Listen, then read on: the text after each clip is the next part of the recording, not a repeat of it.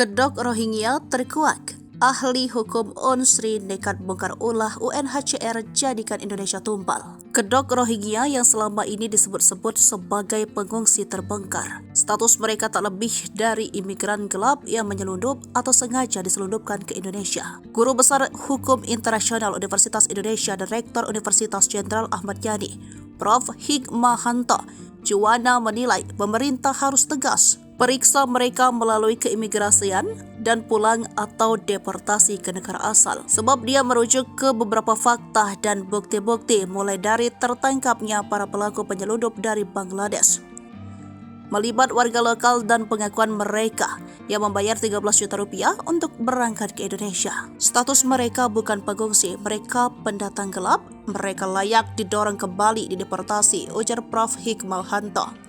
Dilansir dari Tribun Ars Focus, Rabu 20 Desember 2023. Sebab bukti-bukti sudah jelas, mereka datang untuk mencari pekerjaan, penghidupan lebih baik dari tempat mereka di Cox's Bazar, Bangladesh. Maka itu ia menyesalkan saat Presiden Jokowi turut menyebut status mereka pengungsi, padahal status baru bisa disebut pengungsi setelah adanya screening dari UNHCR. Fakta screening belum dilakukan, tetapi narasi-narasi UNHCR dengan mengatakan mereka sebagai pengungsi justru semacam ada misi lain. Sebab faktanya UNHCR tidak melakukan screening, memeriksa dan menyeleksi serta memverifikasi mereka. Tetapi disebut pengungsi padahal mereka belum melakukan screening. Sudahlah, kantor UNHCR tutup di Indonesia. Tutup saja, jelas Profesor. Menurut dia, negara-negara seperti diantaranya Australia yang masuk dalam negara yang konvensi pengungsi tahun 1951 juga menolak.